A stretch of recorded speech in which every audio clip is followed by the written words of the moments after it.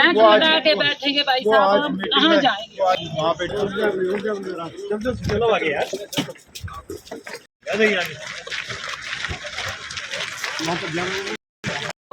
Bank में लगा के बैठेंगे भाई साहब, हम कहाँ जाएंगे। वहाँ पे डीसी साहब से मैंने कहा हुआ है, वो देखें मौके पे। पहला मेरा यहाँ आने का मकसद ये था कि मैं रामबन के लोगों को ये एहसास देना चाहता था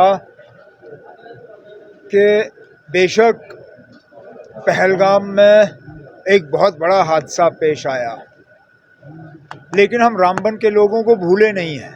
साथियों से मिला, एडमिनिस्ट्रेशन से हालात के बारे में मैंने जायज़ा लिया। हाईवे वन वे ट्रैफिक के लिए खोल दिया गया है।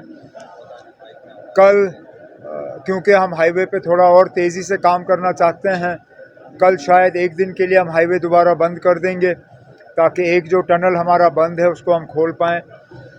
उसके साथ साथ जो रेस्टोरेशन का काम है उसमें और तेज़ी लाने के लिए जो पैसे जो है रिलीज़ होने चाहिए जम्मू से, वो रिलीज़ हो गए हैं।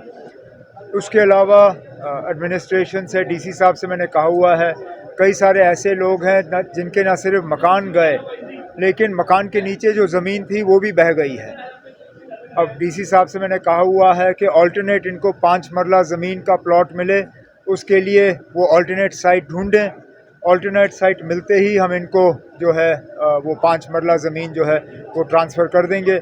उसके अलावा SDRF के तहत कमर्शियल लॉस जो है उसका मुआवजा मिलता नहीं है, तो मैंने डीसी साहब से कहा है कि SDRF के नॉर्म्स के तहत उसके बाहर जो भी प्रपोज़ल यहाँ से आएगा, चाहे कमर्शियल एस्टैब्लिशमेंट्स के रिलीफ़ के लिए या यहाँ पे एक मांग आई है मुफ्त राशन की उन लोगों के लिए जिनको सबसे ज़्यादा नुकसान हुआ है, मैंने डीसी साहब से कहा हुआ है वो एक प्रपोज़ल तैयार करें, उसको हम मंजूरी देंगे। पहले तो हम नाले साफ़ करेंगे, उसके बाद नाले का जो रुख है जहाँ से पानी इस बार गया उसको हम तो सही तरीके से उसकी जो है वो रिटेनिंग वॉल्स वगैरह करके, ताकि आगे जो है इस तरह का नुकसान ना हो, उसका हम इंतज़ाम कर लेंगे। ये प्रोजेक्ट्स जो बने हैं ये तो as per Indus water treaty बने, तो इंडस वाटर ट्रीटी का सस्पेंड होना ना होना उनका इन प्रोजेक्टों से क्या लेना देना।